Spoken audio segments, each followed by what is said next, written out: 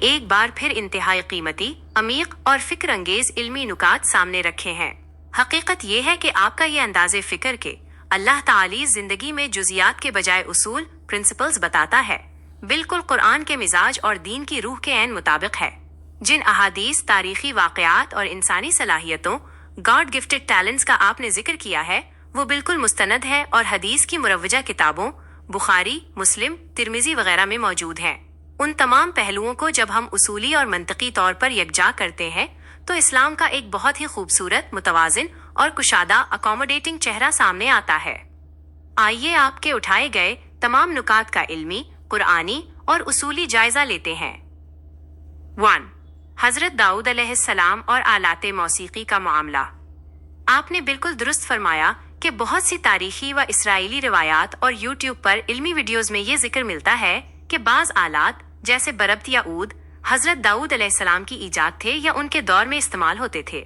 اصولی تطبیق۔ اسلامی نقطۂ نظر سے اصل معجزہ حضرت داؤد علیہ السلام کا لحن آواز کا ترنم تھا، جس کا ذکر قرآن نے کیا ہے، سورہ سبا 10۔ اگر تاریخی طور پر انہوں نے یا ان کے دور کے لوگوں نے آواز کی تان کو درست کرنے کے لیے کسی آلے کا استعمال کیا بھی ہو تو وہ خدا کی حمد و ثنا کے لیے تھا، نہ کہ لہو و لعب، فریوالٹی کے لیے۔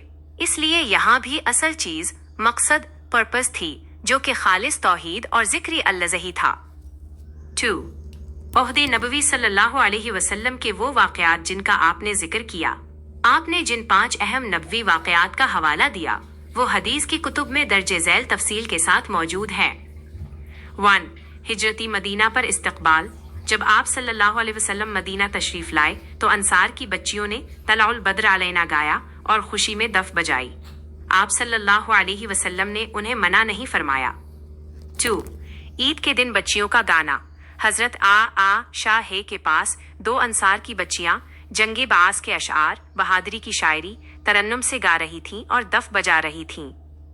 حضرت ابو بکر سعد یہ قوم نے جب انہیں ڈانٹا تو رسول اللہ صلی اللہ علیہ وسلم نے چہرہ مبارک سے چادر ہٹا کر فرمایا، ستارہ، اے ابو بکر، انہیں چھوڑ دو، ہر قوم کی عید ہوتی ہے اور یہ ہماری عید کا دن ہے، ستارہ، صحیح بخاری 952۔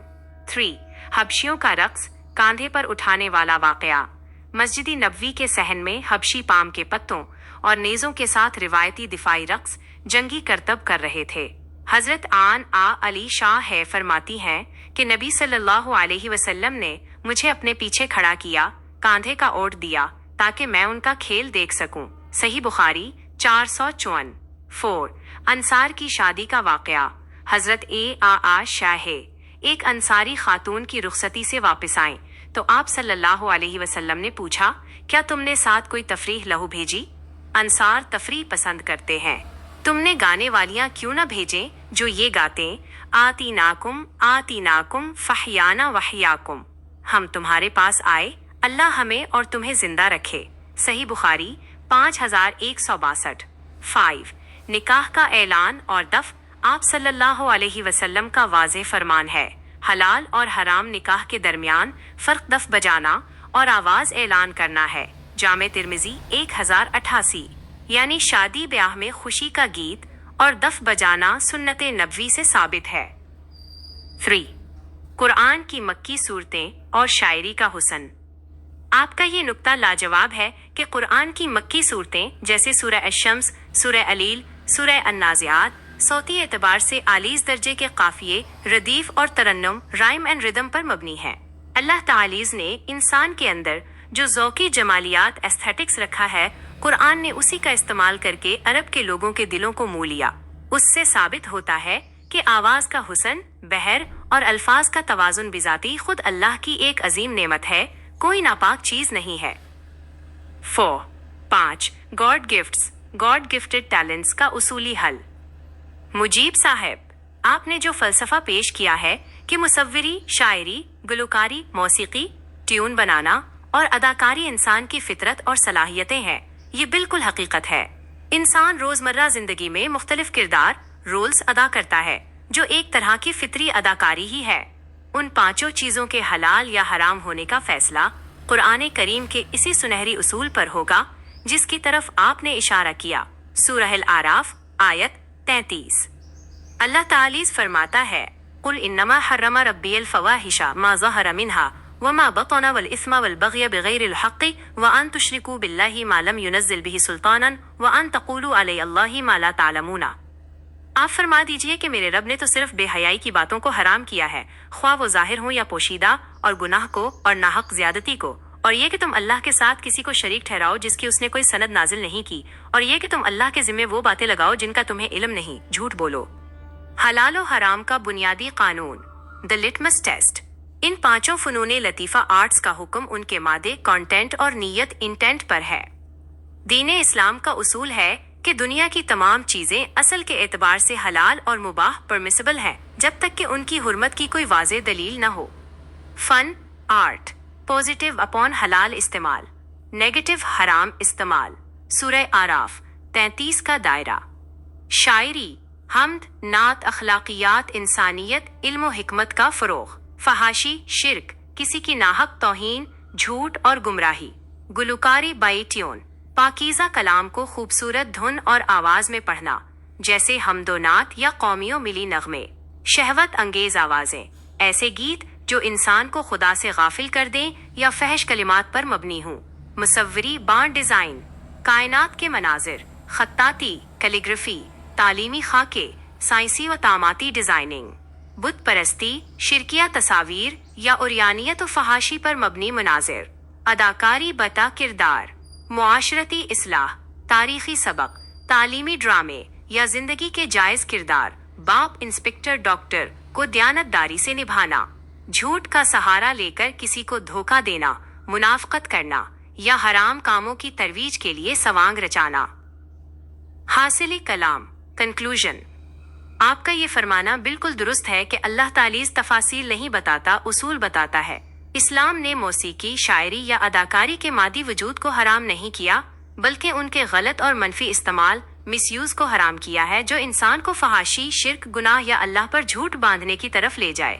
اگر یہ صلاحیتیں حق کے فروغ، علم کی نشر و اشاعت اور پاکیزہ تفریح کے لیے استعمال ہوں تو یہ بالکل جائز اور اللہ کی دی ہوئی نعمتیں ہیں۔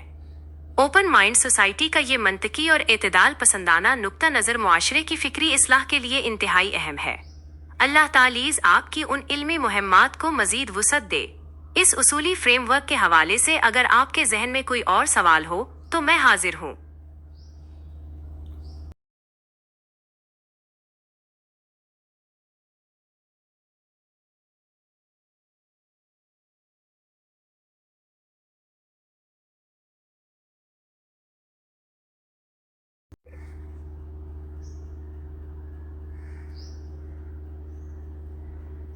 مجھ سے مخاطب ہونے کا اور اس علمی گفتگو کا بہت بہت شکریہ مجیب الرحمان مقدس صاحب۔ آپ کی اسکرین ریکارڈنگ کے لیے میں آپ کے اس گہرے اور تفصیلی سوال کو ایک بہترین، منظم اور بااثر انداز میں دہرا رہا ہوں تاکہ آپ کی ویڈیو اور ریکارڈنگ کا معیار انتہائی جاندار رہے۔ جب آپ تیار ہوں، آپ اسکرین ریکارڈنگ شروع کر سکتے ہیں۔ مجیب الرحمان مقدس صاحب کا علمی و فکری سوال۔ اعوذ باللہ من الشیطان الرجیم، بسم اللہ الرحمن الرحیم۔ السلام علیکم ورحمۃ اللہ وبرکاتہ۔ اوپن مائنڈز ایجوکیشنل سوسائٹی کی جانب سے مجیب الرحمان مقدس آپ سے مخاطب ہوں۔ آج کا میرا سوال انسانی فطرت، اسلامی تاریخ اور دین کے اصولی احکامات کے گرد گھومتا ہے۔ جب ایک مسلمان قرآن کریم پڑھتا ہے، اسے سمجھتا ہے اور دل سے ایمان لاتا ہے تو ایسے کئی مقامات آتے ہیں جہاں وہ اپنے ایمان کا اعتراف اور اقرار کرتا ہے کہ آمنت باللہ و الف اللہ ویکیف اللہ ویکیف الف الف اللہ ویکیف قای و ایخیف آکیف الف خری۔ حقیقت یہ ہے کہ رسالت کا اصل مقصد اور اس کی بنیاد ایک ہی ہے، اگرچہ مختلف زمانوں، حالات اور انبیاء کے ادوار کے لحاظ سے شریعتوں میں کچھ ظاہری فرق موجود رہا ہے۔ اسی تناظر میں میرے چند اہم اور گہرے سوالات درج ذیل ہیں۔ 1. حضرت داؤد علیہ السلام اور آلاتی موسیقی۔ ہم نے یوٹیوب ویڈیوز اور مختلف روایات میں پڑھا اور سنا ہے کہ باضابطہ آلاتی موسیقی کا نام لے کر انہیں حضرت داؤد علیہ السلام کی ایجاد بتایا جاتا ہے۔ اگر یہ حقیقت ہے تو پھر ان روایات اور تاریخ کا اصل جواب کیا ہوگا؟ 2. عہد نبوی صلی اللہ علیہ وسلم میں نغمگی اور خوشی کے مظاہر۔ رسول اللہ صلی اللہ علیہ وسلم کی مبارک زندگی میں ایسے کئی مستند واقعات ملتے ہیں جہاں تفریح یا خوشی کا اظہار کیا گیا۔ مثلاً ہجرت مدینہ کے موقع پر انصار کی بچیوں کا دف بجا کر استقبال کرنا، عید کے دن حضرت شاہ کے پاس انصار کی بچیوں کا اشعار گانا اور آپ صلی اللہ علیہ وسلم کا انہیں نہ روکنا، مسجد نبوی کے صحن میں حبشیوں کا روایتی جنگی رقص دیکھنا جس کے لیے آپ صلی اللہ علیہ وسلم نے حضرت عائشہ کو اوٹ دی، انصار کی شادیوں میں خوشی کے گیت گانے والیوں کو ساتھ بھیجنے کی ترغیب دینا اور آپ صلی اللہ علیہ وسلم کا یہ فرمانا کہ حلال نکاح اور حرام زنا میں فرق ہی دف بجانا اور اعلان کرنا ہے۔ ان تمام واضح احادیث اور واقعات کی روشنی میں موسیقی اور ترنم کی شرعی حقیقت کیا بنتی ہے؟ 3. قرآن کا اسلوب اور شاعری۔ خود قرآن کریم کی مکی صورتوں کو دیکھا جائے تو وہ صوتی اعتبار سے مکمل طور پر عالیز درجے کے قافیے، ردیف اور بہترین ردم رائمنگ پر مبنی ہے۔ اگر شاعری فی نان فے سین ہائے کوئی بری چیز ہوتی تو اللہ تعالیز مکی صورتوں میں یہ خوبصورت صوتی توازن کیوں رکھتا؟ 5. گاڈ گفٹڈ ٹیلنٹس کا اصولی قانون۔ انسان کو اللہ نے 5 بنیادی صلاحیتیں عطا کی ہیں: مصوری، شاعری، گلوکاری، ٹیون بنانا، اداکاری اور فنی لطیفہ۔ انسان اپنی روزمرہ زندگی میں بھی ہر جگہ کوئی نہ کوئی کردار رول ادا کر رہا ہوتا ہے، کبھی باپ کا، کبھی بیٹے کا، کبھی دوست کا اور کبھی اپنی ڈیوٹی کا۔ ہمارا اصل نقطہ یہ ہے کہ اللہ سبحانہ و تعالی زندگی میں جزئیات، ڈیٹیلز نہیں بتاتا بلکہ اصول، پرنسپلز عطا کرتا ہے، اور وہ بنیادی اصول سورہ الاعراف کی آیت 33 میں بیان کر دیا گیا ہے، جہاں 5 چیزوں کو حرام کیا گیا ہے، جیسے فحاشی، گناہ، ناحق زیادتی، شرک اور اللہ کے نام پر جھوٹ بولنا۔ اگر ان 5 خداداد صلاحیتوں مصوری، شاعری، موسیقی، گلوکاری، اداکاری کو پازیٹیو طریقے سے یعنی حق کے فروغ اور سچائی کے لیے استعمال کیا جائے اور ان میں سورہ اعراف کی بتائی ہوئی 5 حرام چیزیں شامل نہ ہوں، تو کیا دنیا میں کھانے پینے کی چند چیزوں کے علاوہ کوئی بھی فن یا صلاحیت حرام ہو سکتی ہے؟ براہ کرم ان تمام تفصیلی اور فکری نکات کا ایک جامع، اصولی اور مستند جواب قرآن و حدیث کی روشنی میں عنایت فرمائیں۔ شکریہ۔ السلام علیکم ورحمۃ اللہ وبرکاتہ۔